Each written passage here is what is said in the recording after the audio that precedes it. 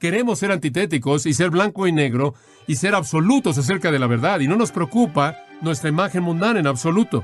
Estamos preocupados con hablar la verdad en amor. Seremos tan amables y llenos de gracia y gentiles como podamos ser, pero no suavizaremos el mensaje.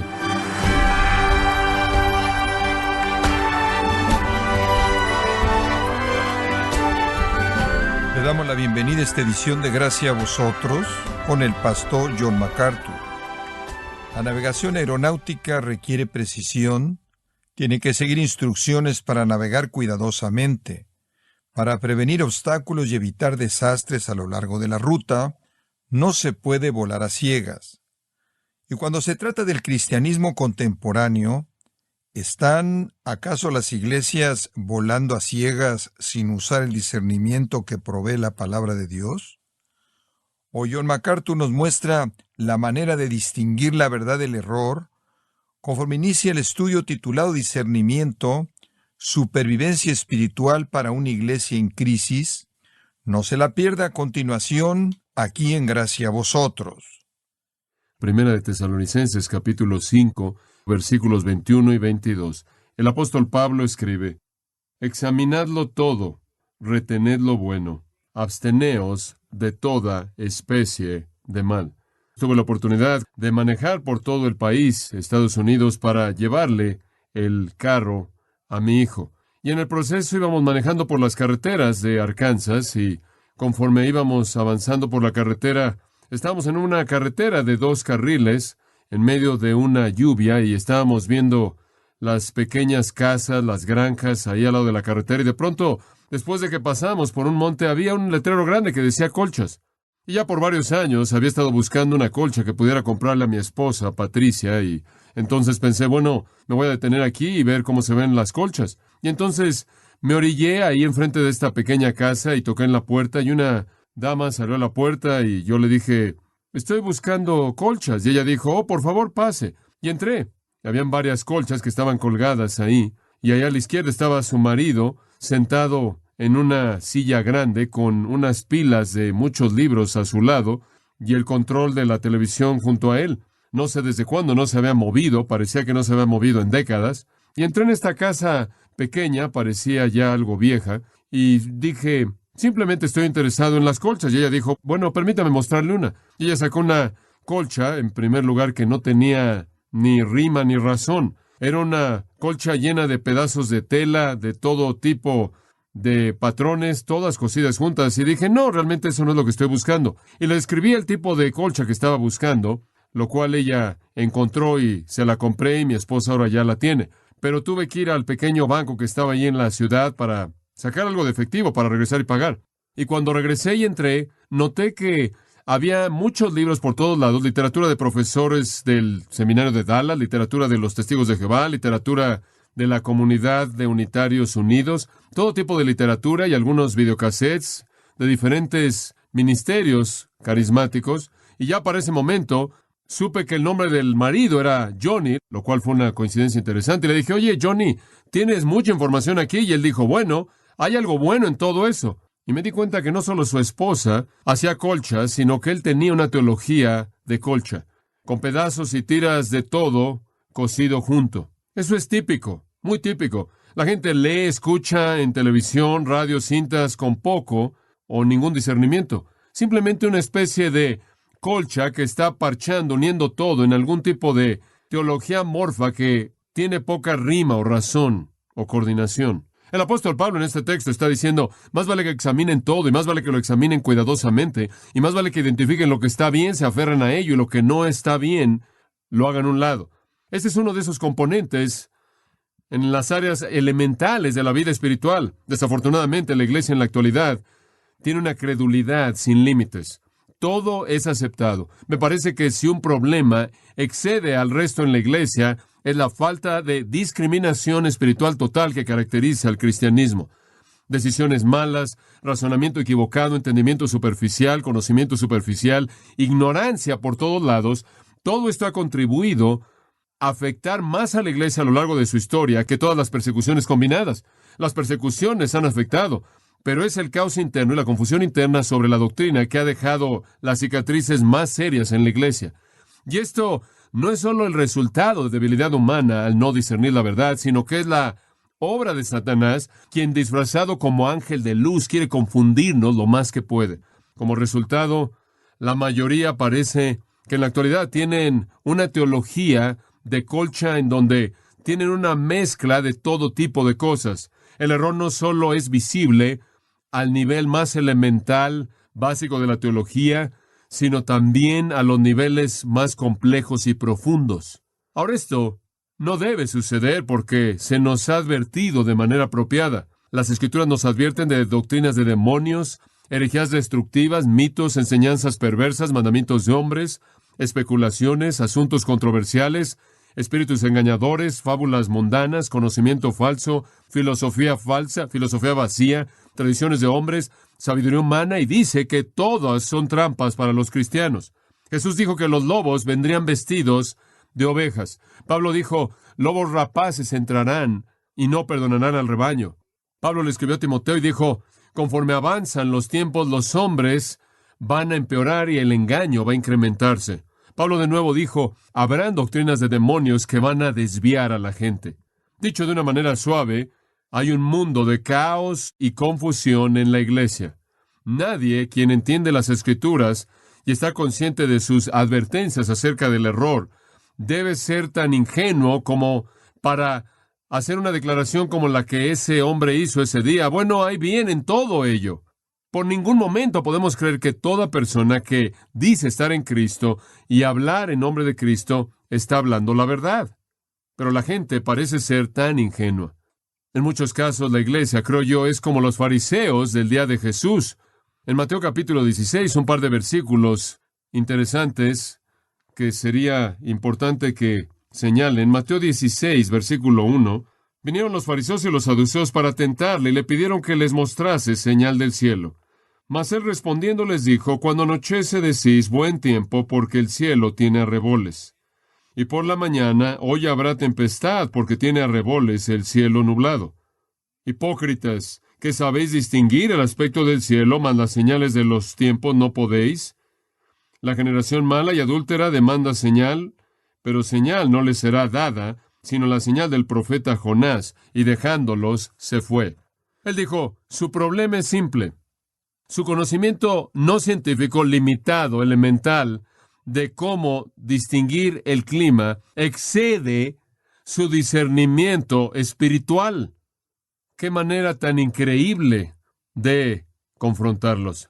Ustedes no conocen mucho acerca del clima y su manera de evaluar el clima es muy elemental, pero por poco que conocen el clima, conocen más acerca de eso que de la teología. No tenían capacidad de distinguir entre lo falso y lo verdadero, y Jesús los condenó por ello. Y de hecho dijo, no tengo nada que ofrecerles. Distinguir entre la verdad y el error es esencial en la vida cristiana. Esa es la razón por la que Pablo dice esto en este texto.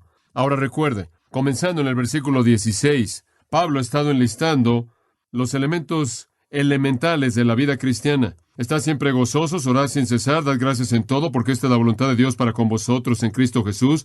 No apaguéis al Espíritu, no menospreciéis las profecías o las Escrituras o la revelación de Dios. Y debemos examinarlo todo para que podamos discernir lo que está bien y lo que está mal.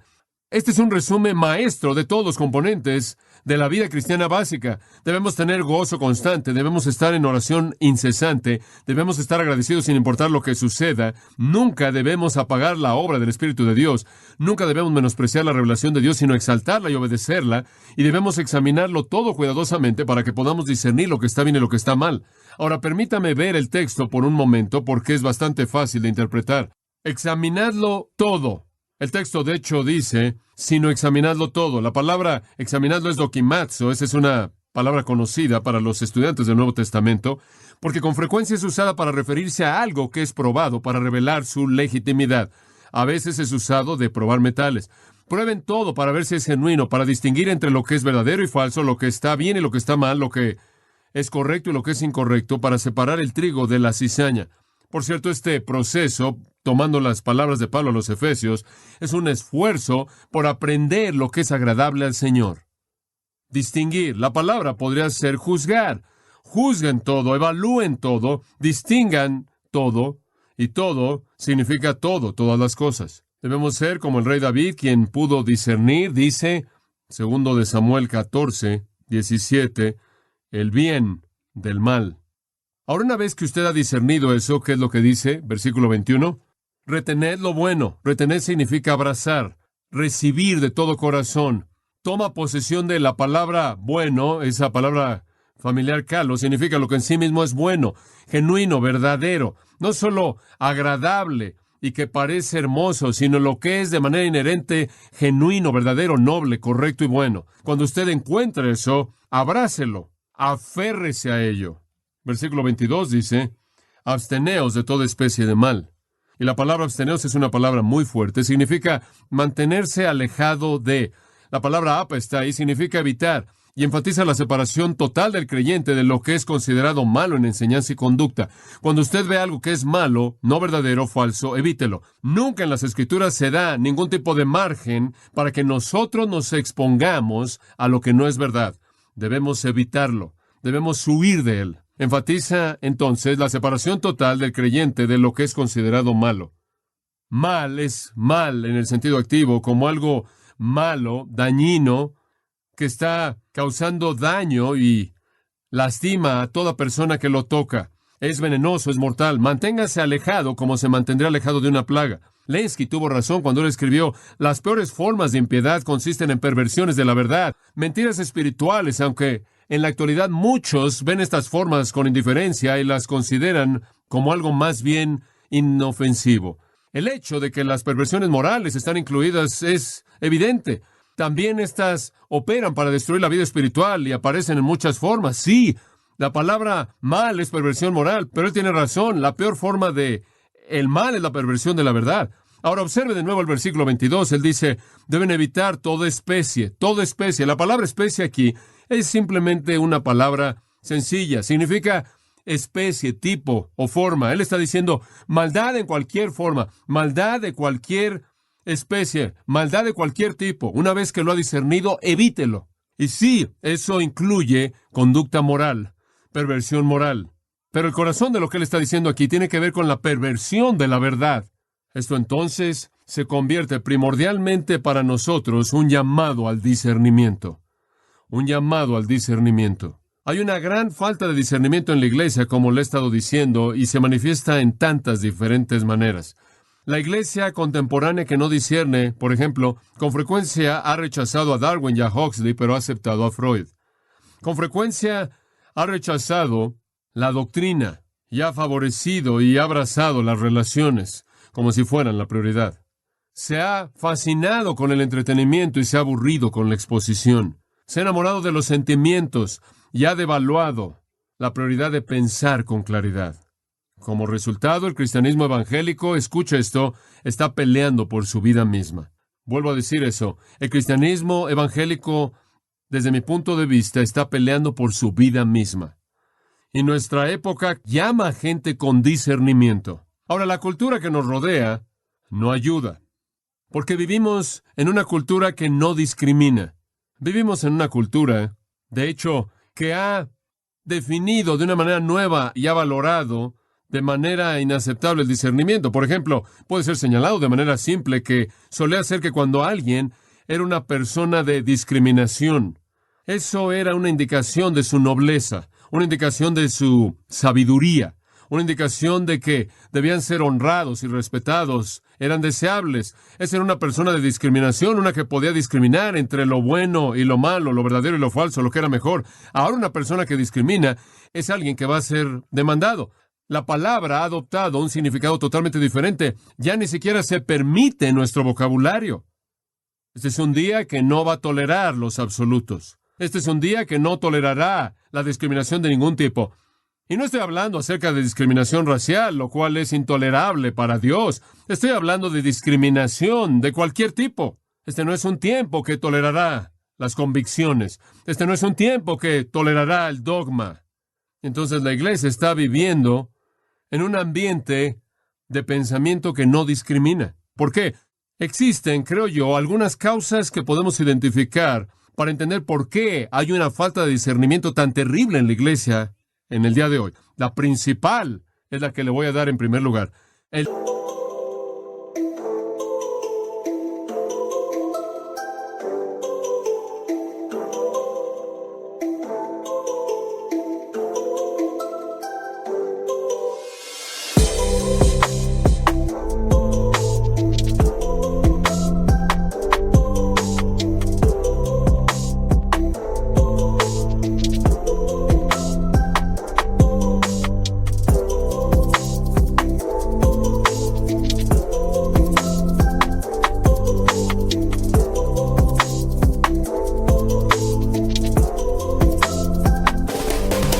debilitamiento de claridad y convicción doctrinales. El debilitamiento de claridad y convicción doctrinales. Esa es la número uno. Hubieron tiempos mucho mejores en la historia de la Iglesia cuando los cristianos eran animados a pensar conforme a la Biblia, a pensar teológicamente, a probar todo, a escudriñar las Escrituras de manera minuciosa, a distinguir cuidadosamente sus verdades. Y cuando descubrían lo que era verdad, adoptar una postura firme y ser inamovibles. En la actualidad, aquellos que adoptan posturas firmes en la base de doctrina bíblica, con mucha frecuencia son criticados por ser contenciosos y no ser amorosos, porque la norma en la actualidad es analizar de manera superficial la superficie de la verdad escritural y después llegar a justificar ese enfoque superficial, ligero, como el espíritu de generosidad deseable hacia aquellos que difieren. Esto ha inundado la iglesia. Usted simplemente puede ver las Escrituras de manera panorámica y no debe ser demasiado dogmático, porque si usted es dogmático, no es amoroso hacia alguien más quien tiene una opinión diferente. Y después de todo, ciertamente no queremos causar problemas. J. Adams escribe, en ningún lugar esta tendencia es más aparente que en la consejería cristiana. Él también escribe, y cito, los expertos autoestilizados en la psicología, sociología y la educación, quienes tienen títulos de doctorado en filosofía en sus campos y títulos de escuela dominical en la Biblia, hablan con autoridad acerca de la enseñanza cristiana y la vida, presentándose a sí mismos como voceros de Dios. Fin de la cita. Lo que él básicamente está diciendo es que el asunto de la interpretación bíblica ha sido invadido por personas que no están preparadas de manera adecuada para realizar esa tarea. No obstante, hay una falta de discernimiento no solo en la arena de la consejería, sino que hay una falta de doctrina y convicción en el ministerio en general, como yo lo veo. El compartir ha reemplazado a la predicación. El otro día estaba en una entrevista de radio y una persona llamó y él dijo, te he estado escuchando por un tiempo y solo quiero que sepas que eres una persona mucho más amable en la radio el día de hoy de lo que yo pensaba simplemente al escucharte en tus sermones. Pero lo que él realmente estaba diciendo es que yo estaba en una conversación con una dama y hubo una gran medida de desacuerdo y yo estaba tratando de ser lo más amable que podía y gentil y ser cuidadoso en cómo manejaba esa situación y fue mucho más tolerable el ver eso de lo que era escuchar a alguien expresar con convicción la doctrina. Ese es el ambiente de nuestra época. Como dije, hay una ola cultural detrás de esto. No es un accidente que la iglesia, en el nombre de la unidad, el amor y las relaciones, se ha desviado de la claridad y la convicción y la doctrina y ha comenzado a favorecer la apertura, rechazando una postura estrecha y el dogmatismo. Este ha sido el clima que prevalece.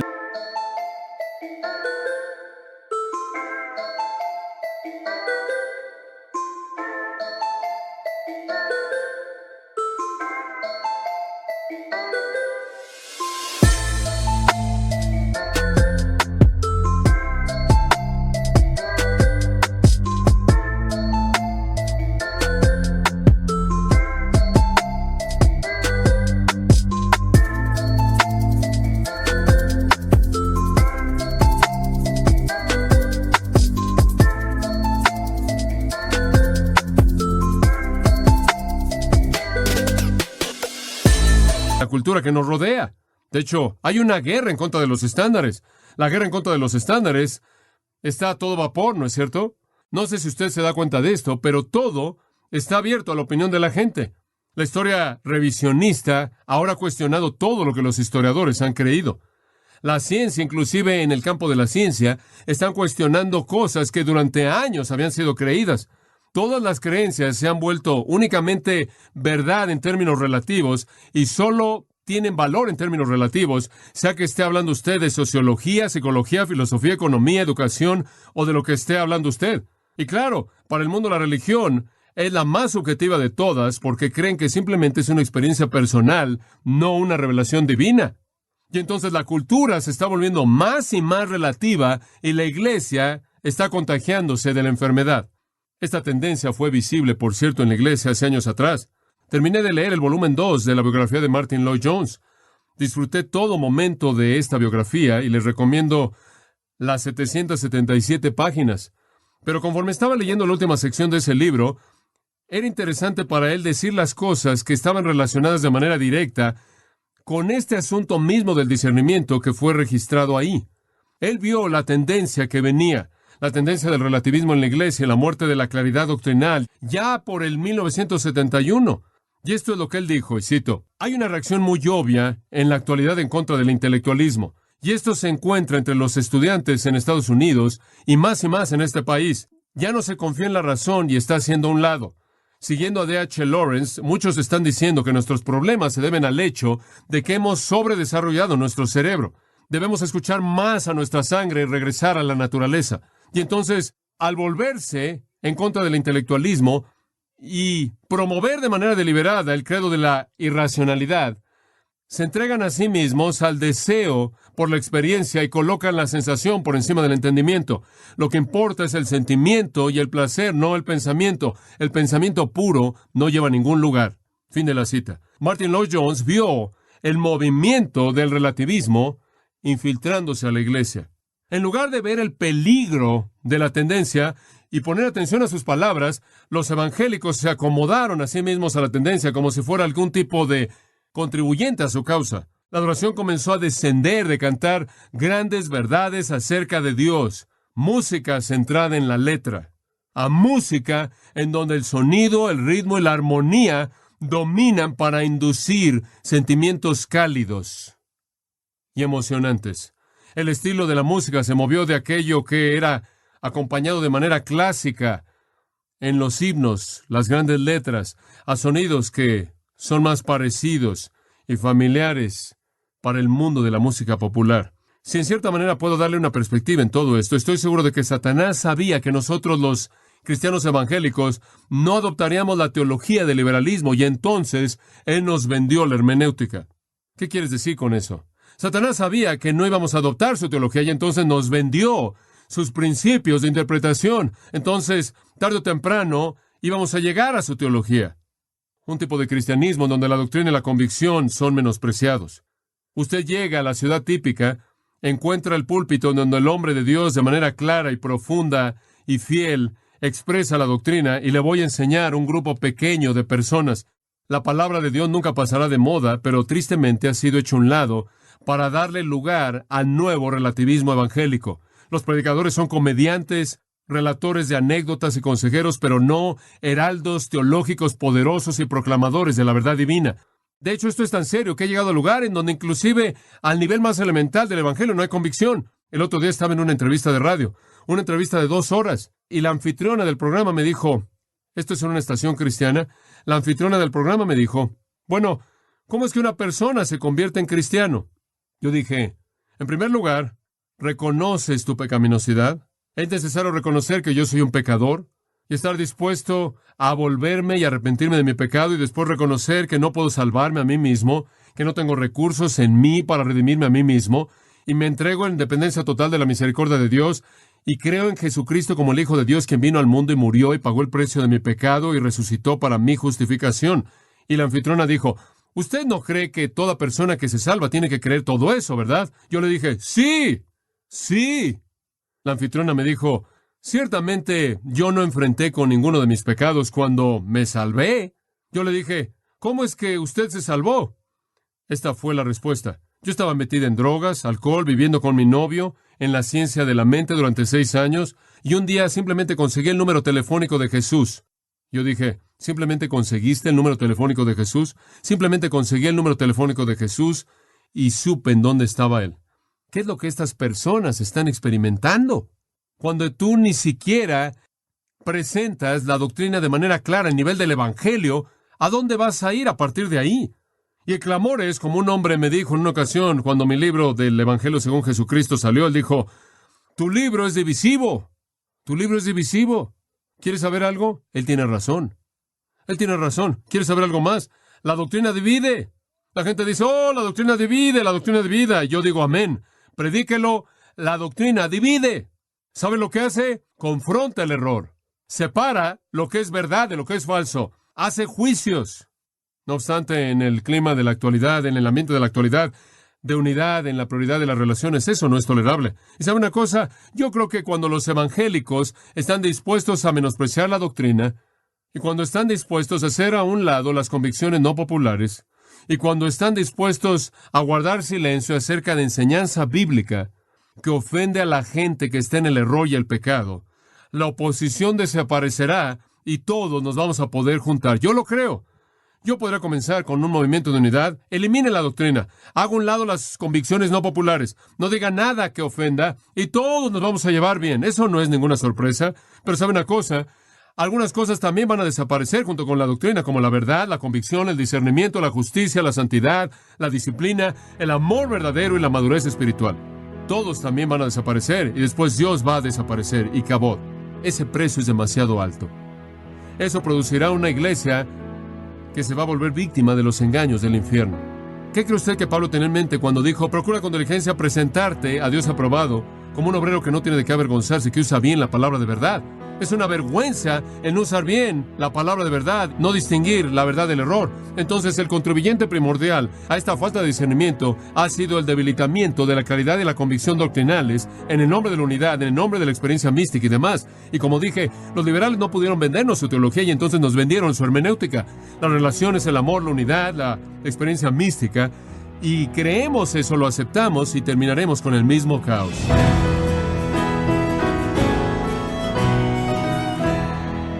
MacArthur nos recordó que la doctrina divide porque enfrenta el error, separando lo verdadero de lo falso. Estamos en la serie titulada Discernimiento, Supervivencia Espiritual para una Iglesia en Crisis, aquí en Gracia a Vosotros.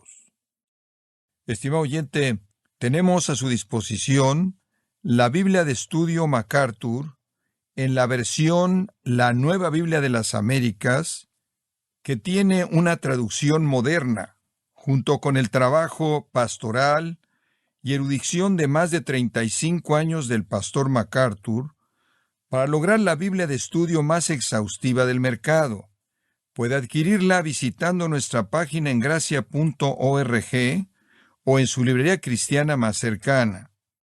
También puede descargar todos los sermones de esta serie Discernimiento, Supervivencia Espiritual para una Iglesia en Crisis, así como todos aquellos sermones que he escuchado en días, semanas o meses anteriores, recordándole leer artículos relevantes en nuestra sección de blogs, ambos en gracia.org.